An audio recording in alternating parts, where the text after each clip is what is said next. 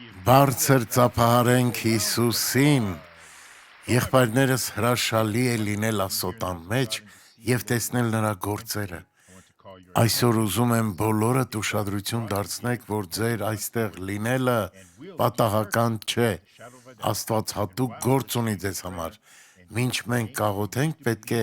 սրտանց հավատանք, քանի որ Աստված չի գործում կասկածամտության մեջ։ Անկախ նրանից, թե աղոթքի ընթացքում դուք կզգաք տաքություն, սառնություն կամ մեղմ քամի, վստահ իմացեք, որ Տերը հիմա այստեղ է և նա ուզում է գործել ձեր մեջ, նա ուզում է բժշկել ձեզ, քանի որ նա արդեն իսկ իր խաչին է գամել ձեր բոլոր տկարությունները, ձեզ մնում է միայն հավատքով ընդունել նրա կատարած զոհը։ Տերն ուզում է, որ դուք մաս ու բաժին ունենաք իր պատրաստած օրհնությունների մեջ, Հիսուսի անունով, թույլ մի տվեք, որ ծուլությունը խաբի ձեզ, Աստված չի գործելու ձեր փոխարեն, նա ուզում է գործել հենց ձեր միջոցով, մարդիկ այնքան ծույլ են, որ ասում են, Աստված երբ ցանկանա կբժշկի ինձ, ուրեմն գնա և շարունակիր տառապել, դա նման է փարավոնին, երբ ամբողջ Եգիպտոսի վրա Աստված ուղարկեց գորտեր, որ հանգիստ չէին տալիս ժողովրդին օր ու գիշեր։ Փարավոնը Մովսեսին կանչեց ու խնդրեց, որ աղոթի Աստծուն գորտերի պատճառով։ Երբ Մովսեսը հարցրեց, թե երբ հեռացնի դրանց, փարավոնն ասաց վաղը։ Այո, բարեկամներս, կան մարդիկ, որ ցանկանում են ևս մեկ օր անցկացնել իրենց խնդիրների հետ։ Երկրորդ Կորինթացիս 5:14 Վասնզի Քրիստոսի սերը ստիպում է մեզ, որ սա ենք միտք անում, թե եթե մեկն ամենի տեղ մեռավ, ուրեմն ամենը մեռած են։ Հիսուսը մահացավ մեր փոխարեն։ Նա թե ֆիզիկապես և թե հոգեպես ծավ էր ապրում խաչելության պահին։ Մի կողմից մեխերի հարվածները, մյուս կողմից մեր բոլորի մեղքերի ծանրությունը նրան գամել էին խաչին և անգամ հայրը թողել էր նրան վերջին պահին։ Մենք բոլորս արժանի ենք այդ պատժին, բայց Հիսուսը անմեղ լինելով իր ուսերի վրա վերցրեց մեր պատիժը, որ այսօր մենք կարողանանք մեզ վրա հագնել նրա արդարությունը։ Երբ Հիսուսը տեսավ, որ իր գործն ավարտված է, բացականչեց, կատարվեց և վերջ, նա հոգին ավանդեց, նա պետք է արագ հասներ դժոխք, որ սատանային զրկեր իշխանությունից։ Նա պետք է գնար միայնակ, առանց հոր, առանց Սուրբ Հոգու և հրեշտակների, ինչպես գրված է Եսայի 63:3 խոսքում. հնձանը ես մենակ եմ կոխել։ Սուրբ Գիրքն այստեղ գերեզմանը նմանեցնում է հնձանի, Հիսուսն այնտեղ գնաց միայնակ,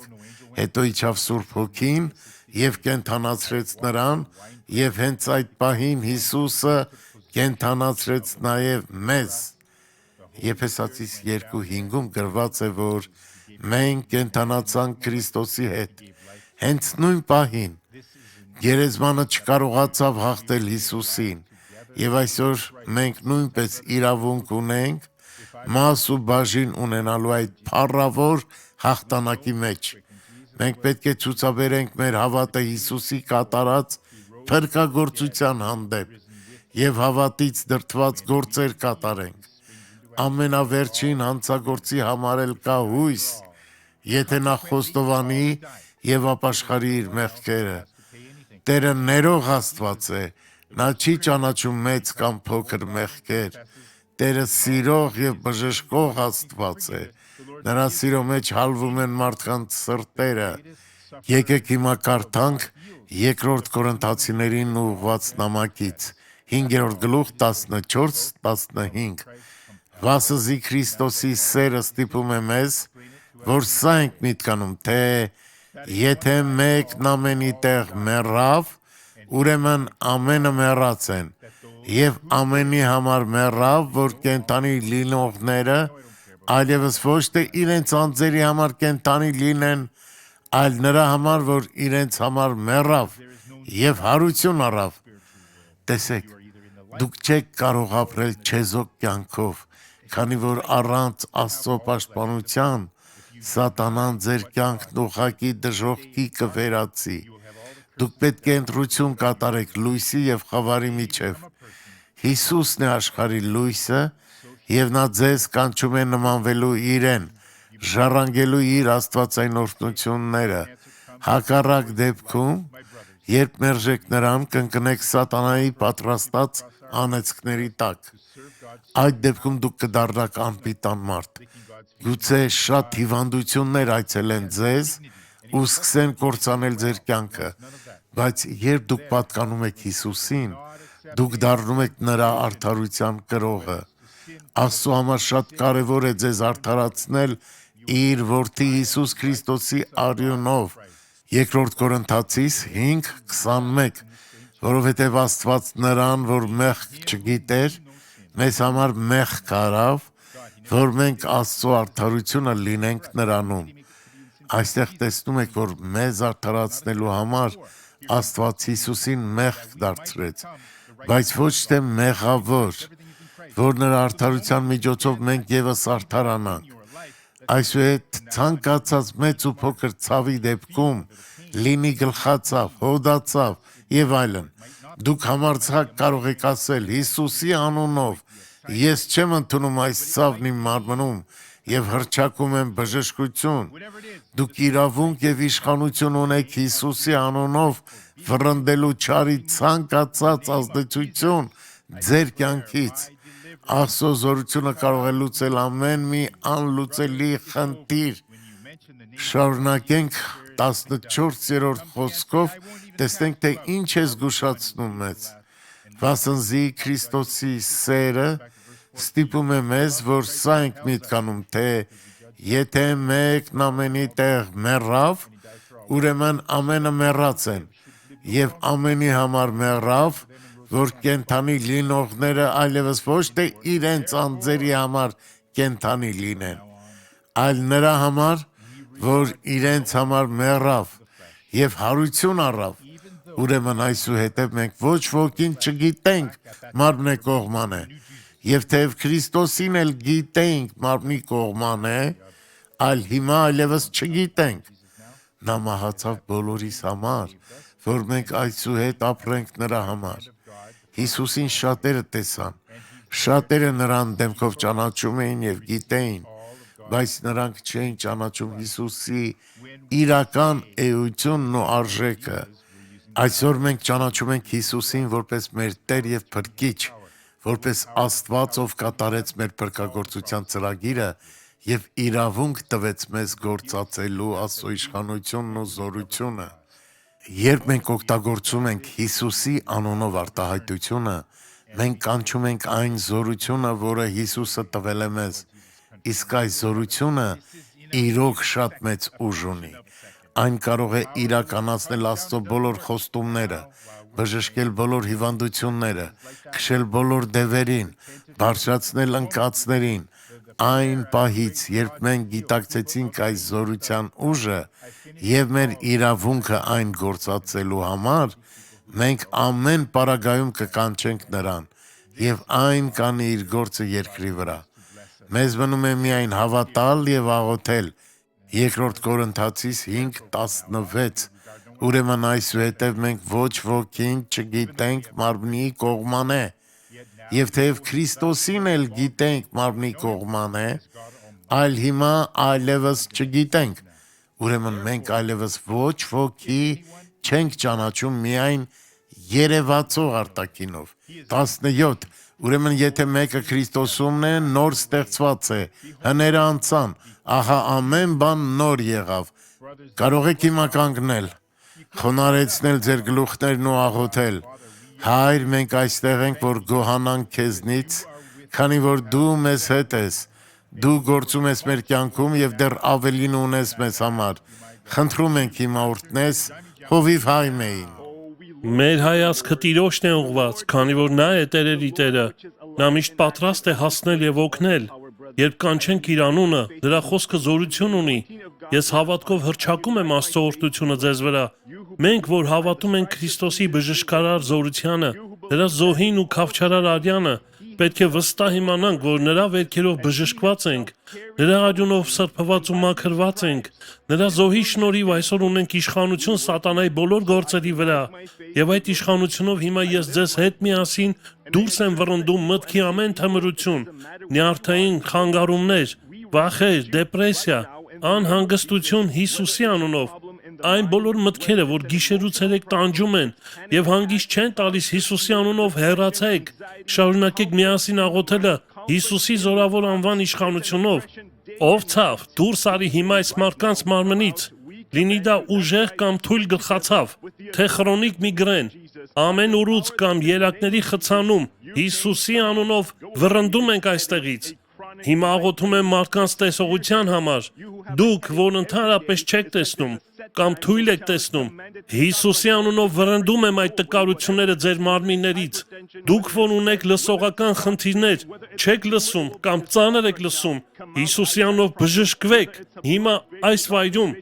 բոլոր շնչառական խնդիրներ ունեցողներ, որ լավ չեք շնչում, լինի դա ծխախոտի պատճառով, կամ թոքաբորբի, կամ թոքի քաղցկեղի, կամ քթի խոռոչների փակվածության, կամ չորության պատճառով, այսօր այստեղ Հիսուսի տված մեծ իշխանությամբ վռնդում եմ այս հիվանդությունները ձեր մարմնից, եթե կան ցավեր ստամոքսում, լյարդում, լեղապարկում, ենթաստամոքսային գեղձում, նորից Հիսուսի անունով վռնդում եմ դրանց անվերադարձ, հենց հիմա Աստծո զորությունը գործում է, հորմոնային խնդիրներ, վահանաձև գեղձերում խնդիրներ Հիսուսի անունով, հրամայում եմ, դուրս եկեք այս մարմիններից, աղոթում եմ բոլոր դժբախտ պատահարների արդյունքում առաջացած խնդիրների համար, ովքեր հիմա ունեն ծնկի խնդիր, ողնաշարի թեքում, ողնուղեղի շեղում, ռևմատիզմ, այլ հետևանքներ, վռնդում ենք Հիսուսի անունով, վիրահատությունների հետևանքներ, ինսուլտի հետևանքներ, Հիսուսի ամենակարող անունով, դուրս ենք վռնդում, հիմա, այստեղ, սրտի առիթմիա, նյարդային խնդիրներ, արգանդում խնդիրներ, Հիսուսի անունով, դուք այլևս տեղ չունեք այս մարմիններում, ամեն, աղոթում եմ և դուրս եմ վռնդում այն բոլոր խնդիրներն ու ախտանիշները, որ կան այստեղ, այս մարմնում, Հիսուսի անունով, ամեն, ողջ փառքերը Աստծուն, Հիսուսը բարի է, հրաշալի բաներ են կատարվում հիմա, եկեք միասին մի վկայություն դիտենք, խնդրեմ, միացրեք իրական կյանքի պատմությունը։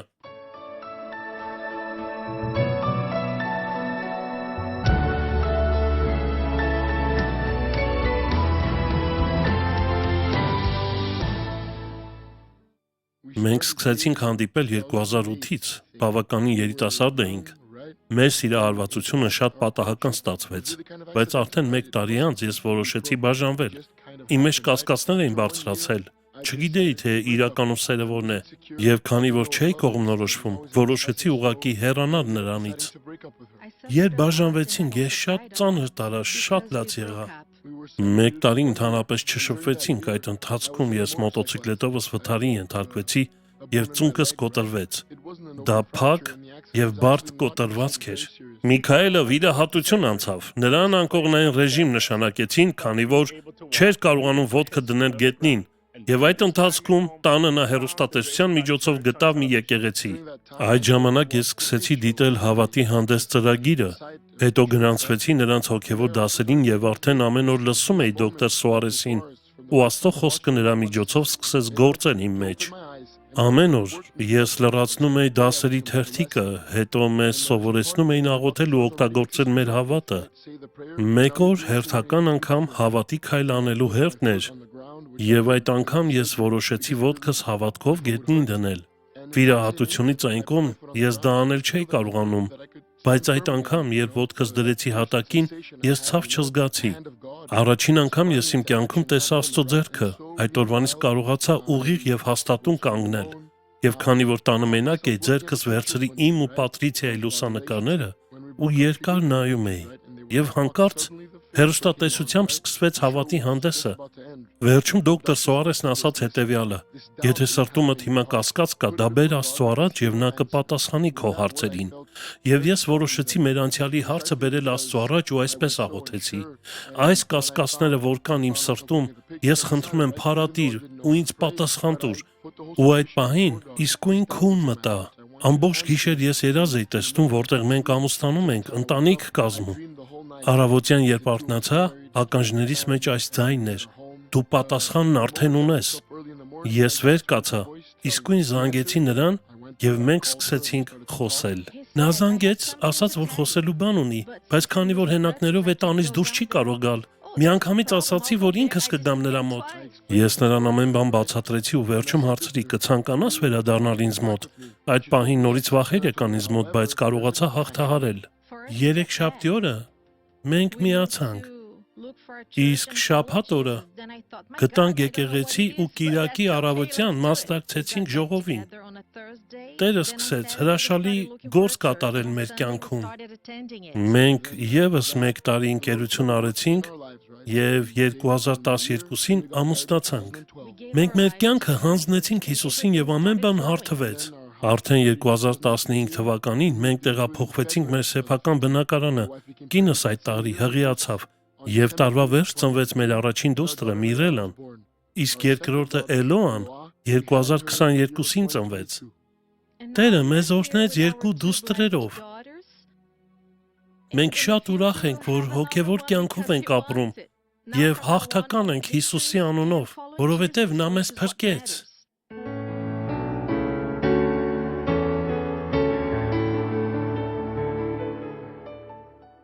Տեսեք, նրանց պատմության մեջ միայն մեկ բան էր պակասում, որ Աստված անձնապես հայտնվեր ու խոսեր այդ տղայի հետ։ Երբ նա Աստծուց պատասխան խնդրեց, Աստված նրան երազ ուղարկեց ու առավոտյան, երբ նա արթնացավ, կարիք չկար անգամ այդ աղջկան ինչ-որ բան համոզել, քանի որ Տերն ամբողջ գործն արդեն արել էր։ Պատասխանը միանշանակ եղավ այո, ինչպես գրված է Փիլիմոն 15-րդ խոսքում։ Եվ թերևս հենց սրա համար մի ժամանակ բաժանվեցավ քեզանից, որ հավիտյանս ունենաս դրան։ Նրանք 1 տարի շփվելուց հետո բաժանվեցին։ Նրանցից 2-ն էլ կարող էին ուրիշ կողակիցներ գտնել, բայց այդպես չեղավ։ Ճիշտ է, քանի որ այդ աղջիկն իր սրտում պահել էր զգացմունքները, իսկ այդ տղան իր մոտ պահել էր լուսանկարները։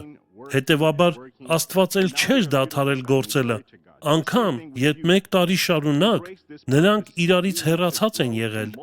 Հիմա նրանք գեղեցիկ ընտանիք են կազմել։ Փառք Աստծուն, նույնը կարող է տեղի ունենալ ձեր կյանքում։ Եթե Աստծուց ստացած խոստումը պահեք, սնեք ու աճեցնեք, ձեր սրտում մի օր այն պտուղ կտա։ Ահա սա է Աստծո կամքը։ Կարևորն այն է, որ դուք հավատարիմ մնաք Աստծո տեսիլքին։ Եթե խոստում ունեք ամուսնության համար, դա պինդ բռնեք, քանի որ դա ոչ թե ձեր երազանքն է, ոչ թե ձեր կողակցի կամ ծնողի երազանքն է, այլ հենց Աստծո։ Աստված ամեն բան կանի ձեր կյանքում իր կատարյալ ժամանակին։ Եթե դուք շարունակեք մնալ հավատարիմ,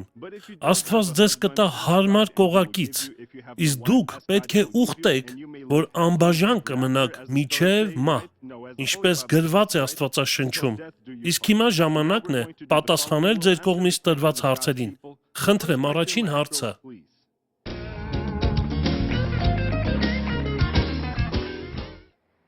Մարդն ինչպես կարող է ծերանալ առանց հիվանդությունների։ Իհարկե անհնարին է թվում, բայց տեսեք, եկեք դա նմանեցնենք մեղքին։ Մենք բոլորս մեղքեր գործում ենք, ճիշտ է, բայց մեկ բան է մեղք գործելը եւ այնուհետեւ ապաշխարելը, մեկ այլ բան մեղքի կյանքով ապրելը։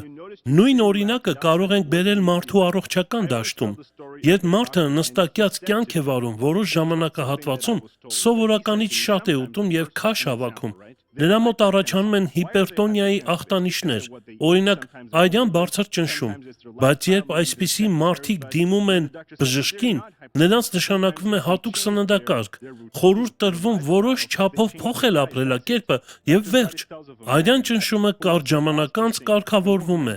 Այսպիսի դեպքերում չեն ասի, որ մարդը հիպերտոնիկ հիվանդ է, այլ որ ընդամենը որոշ չարաշահումների հետևանքով նմանատիպ ախտանիշներ է ձեռք բերել։ Աստվածաշնչում գրված է. նրա վերքերով մենք բժշկվեցինք, բայց պետք չէ ընկնել ծայրահեղության մեջ։ Եթե մեկը հիվանդ է, դա դեռ չի նշանակում, որ դա մեղքի հետևանք է, բայց բոլոր դեպքերում անհրաժեշտ է աղոթել ու վռնդել ձեր մարմնից ցանկացած հիվանդություն ու տկարություն։ Միշտ հիշեք, ձեր մարմինը Սուրբ Հոգու տաճար է եւ դուք բժշկված եք բոլոր ախտերից Հիսուսի վերքերով։ Հիմա մեկ օրինակ եմ ուզում բերել ընտանիքի վերաբերյալ։ Դիցուք դուք ունեք որդի, ով խմիչքի կապվածություն ունի կամ թմրադեղեր է օգտագործում, բայց չէ որ նա Աստծո ժառանգորդն է։ Իհարկե, դժվար դեպք է, բայց ձեր որդին ինչ էլ որ պատահի, չի դադարում ձեր որդին մնալ։ Այո, նա ունի խնդիրներ, վատ կյանքով է ապրում, բայց դա անեծքի հետևանք է, ինչպես եւ ձեր հիվանդությունները, որոնք Աստծուց չեն, բայց Հիսուսի վերքերով դուք բժշկված եք։ Մարդկանց մի մասը պնդում է, որ բժշկության համար հարկավոր է հավատ, իսկ որոշ մասը վստահում է գիտությանը, բայց եկեք ձեզ մի վկայություն պատմեմ։ Մեր եկեղեցու անդամներից մեկը տառապում էր շաքարային դիաբետով։ Նրա արյան մեջ շաքարի քանակն այնքան բարձր էր, որ եղբայրը կորցրել էր տեսողությունը։ Մի օր նա այսպես աղոթեց. Աստված իմ, տես իմ հավատը չի հերիքում, որ կարողանամ այս հիվանդությունից բուժվել։ Դրա համար խնդրում եմ քեզ, որ մի լավ բժիշկ ուղարկես ինձ մոտ, որ ինձ բուժի։ Եվ Աստված նրա մոտ մի բժիշկ ուղարկեց, ով նշանակեց հատուկ սննդակարգ, փոխեց նախորդ դեղորյակային բուժումը, եւ արդյունքում նրա արյան շաքարը կարգավորվեց, անգամ վերականգնվեց տեսողությունը։ Հիմա նա նորմալ կյանք է վարում, բայց պարտադիր պետք է հետևի բժշկական ցուցումներին։ Տեսեք, դուք ցանկանում եք ծերանալ առանց հիվանդությունների։ Եկեք մենք ուրիշ կողմից նայենք այդ հարցին։ Հիմա ինձ ասեք, մարդիկ որ դեպքում են դիմում բժշկին։ Այստեղ կա երկու տարբերակ։ Առաջինը, երբ արդեն հայտնաբերել են որոշակի հիվանդություն, եղել են անհանգստացնող ախտանիշներ, եւ երկրորդ դեպքը, երբ մարդիկ պարզապես դիմում են անցնելու պրոֆիլակտիկ ստուգումներ, որպեսզի կանխարգելեն հետագա հիվանդությունները։ Առողջ ապրելու համար մեր մարմնին անհրաժեշտ են հատուկ սննդակարգ եւ խնամք, բայց չպետք է անտեսել նաեւ հոգեվոր սնունդը, մասնավորապես Աստծո խոսքը, որը բացարձակ ճշմարտություն է։ Եվ այն ասում է, որ Հիսուսի վերքերով մենք բժշկված ենք։ Խնդրեմ, իսկ հիմա եկեք լսենք հաջորդ հարցը։ Արդյոք մարդու վարքի վրա կարող է ազդել այն, ինչ նա լսում է եւ տեսնում։ Ինչպես տեսնում եմ, այսօր պատասխանելու հերթը իմն է։ Դրա համար ես կասեմ. այո, եղբայրս, միանշանակ ազդում են։ Սուրբ գրքում Դավիթն ասում է. Սաղմոս 101:3-ում. Իմ աչքի առաջին չար բան չեմ դնի, անօրենություն գործողին ատում եմ, նա ինձ չմոտենա։ Սա նշանակում է, որ մարդը չպետք է ձգտի նայել եւ լսել Աստծո խոսքից դուրս գտնվող երևույթներին, որոնք չար են։ Մեկ այլ խոսք եւս կարդանք Առաջին Կորինթացիս 15:33. Մի խաբվեք, չար ընկերակցություններն ապականում են բարի վարքը։ Տեսեք, շատ հաճախ մարդիկ ասում են. ես արդեն մեծ եմ, արդեն չափահաս եմ, արդեն հասուն եմ եւ կարող եմ այս կամ այն բաները դիտել կամ լսել։ Դրանք ինձ վրա չեն ազդի, դրանք իմ մի ականջով մտնում են ու մյուսով դուրս են գալիս։ Այո, գուցե, բայց ամեն բան էլ իր հետքը անպայման թողնում է մեր գիտակցության մեջ։ Սուրբ Հոգին ասում է. մի խաբվեք։ Ուրեմն սա նշանակում է, որ պետք չէ նայել եւ լսել բաներ, որ Աստծո հոգուց չեն։ Պետք չէ անհարգի նյութեր դիտել, պետք չէ բամբասել կամ բամբասանք լսել։ Ձեր աչքերի առջև չար բաներ մի դրեք, ձեր ականջները պահեք չար խոսակցություններից, քանի որ այն, ինչ այսօր դու տեսնում եք եւ լսում, մեկ օր անպայման ազդելու է ձեր վարքի եւ որոշումների վրա։ Ինչպես տեսակ Աստծո խոսքն է հորդորում, որ ուշադրություն դարձնեք ձեր աչքերին, ականջներին, թե ինչ ինֆորմացիա եք ստանում, քանի որ դրանք են անուղղակի կամ ուղղակի կերպով մեր մեջ դաստիարակում մեր ինքնությունը։ Հետաքրքիրն այն է, որ մարդիկ, ովքեր հաճախ օգտագործում են անեծք, վիրավորական խոսքեր կամ հայոյանք, բացարձակ չեն ամաչում իրենց խոսքերից, բայց քրիստոնյա ժողովուրդը հաճախ ամաչում է եւ խուսափում է Աստծո անունը տալ կամ ասել Աստված օրհնի ձեզ։ Ծխողները նույնիսկ հաճախ ուշադրություն չեն դարձնում, թե իրենց գլանակից արձակած ծուխը քամին ում դեմքին է փչում ու տհաճություն պատճառում, որին հաճախ հաջորդում է նրանց երկար հազը, եւ եթե դուք պատահաբար հայտնվում եք նրանց հետ միևնույն փողոցում, ապա ստիպված շնչում եք նրանց ծխախոտի արձակած ծուխը։ Լավ, հիմա դիտենք «Բաց արագ քո սիրտը» շարքից հերթական տեսանյութը։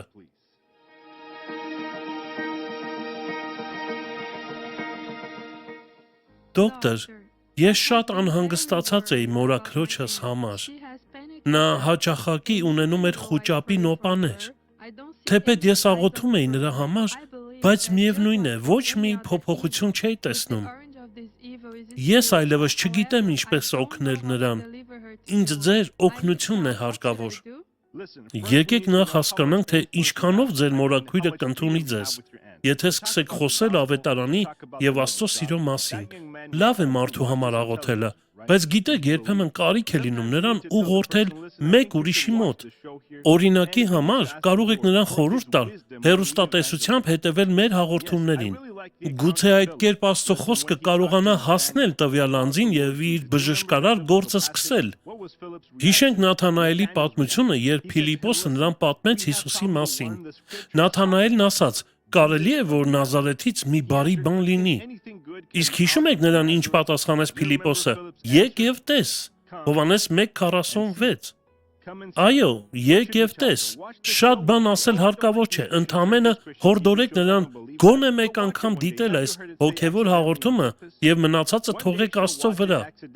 Գուցե մի օր նա պատահաբար միացնի ու դիտի այս հոգևոր հաղորդումը եւ Աստծո խոսքը դիպչի նրա սրտին։ Դուք պետք է շարունակեք աղոթել ու նրան հավատով լցնել։ Որքան կարող եք պատրաստել նրան Աստծո խոսքը լսելու եւ ընդունելու համար։ Հիշեք, որ ձեր մեջ գտնվող զորությունը շատ մեծ է եւ ամենակարող։ Եկեք հիմա աղոթենք, որ ձեր աղոթները տեղ հասնեն եւ ավետարանը շուտով հասնի ձեր մորաքրոջը, նրան բժշկելու եւ զորացնելու եւ ազատագրելու համար։ Դոկտոր Սուարեսն անցյալ շաբաթ հիշեցրեց Հռոմեացիների 1:16 խոսքերը, որովհետեւ ես Քրիստոսի ավետարանը ամոթ չեմ համարում, որովհետեւ Աստծո զորությունն է փրկելու համար ամեն հավատացողին։ Հունարենում փրկություն բառը նշանակում է նաեւ բժշկություն եւ ազատագրություն, այնպես որ Հիսուսը վճարել է բոլորիս համար այս ամենի գինը, եկեք հավատքով վերցնենք այն։ Մենք հաճախ խուսափում ենք մարդկանց վկայել մտածելով, որ միևնույն է, նրանք չեն ընդունի, բայց մտածեք, որ գուցե նրանց բժշկությունը կամ մխիթարությունը այսօր ձեր մեջ է եւ գուցե այդ պահին խոսելով դուք կօգնեք նրանց։ Այնպես որ մի ամաչեք ձեր մորաքրոջ հետ խոսել Հիսուսի մասին, նրան բաժնեկցել Աստծո խոսքը, քայլ առ քայլ նրա մեջ հավատ սերմանեք ու կտեսնեք, թե ինչպես մեկ օր Աստված կսկսի գործելը նրա կյանքում եւ ձեր սերմերը պտուղ կտան։ Բարեկամներս, հիմա մենք ձեզ կբաժանենք հացը եւ ջուրը։ Սա հաղորդության խորհուրդը չէ։ Ոչ, բոլորը կարող են մասնակցել։ Մեր հովիվներից մեկն ամեն բան հեշտացրել է մեզ համար։ Տեսեք ինչպես դոկտոր Սուարեսն էլ ասաց, վերևի մասում ահա ջուրն է, իսկ ներքևի հատվածում հացը։ Այնքան հարմար են դասավորված, որ անգամ երեխաները կարող են օգտվել։ Նորից հիշեցնեմ, որ սա հաղորդություն չէ։ Եկեք հիմա ոտքի կանգնենք բոլորս։ Բոլորին հասավ ջուրը ու հացը։ Հայր, քո խոսքն ասում է Ելից 23:25-ում. «Եվ ձեր Եհովա Աստծուն պաշտեք, եւ նա կօրհնի քո հացը եւ ջուրը, եւ ես քո միջիցը հիվանդությունը կդարձնեմ»։ Հիմա խնդրում ենք քեզ, որ օրհնես ոչ միայն մեզ, այստեղ հավաքվածներիս, այլ նաեւ մեր տունն ու ընտանիքը։ Խնդրում ենք քո գերբնական զորությունը մեր ընտանիքի անդամներին հայտնվելու, նրանց բժշկելու եւ ազատագրելու համար։ Ամեն բան դու գիտես, եւ մեր կյանքում ամեն բան դու անում ես ավելիով, քան մենք խնդրում ենք։ Դու անհնարինը հնարավոր դարձնող Աստված ես։ Տեր, այստեղ կան մարդիկ, որ քո կարիքն ունեն։ Մարդիկ, ում բժիշկները հույս չեն տալիս, ովքեր այլևս ելք չեն գտնում իրենց դժվարությունների մեջ։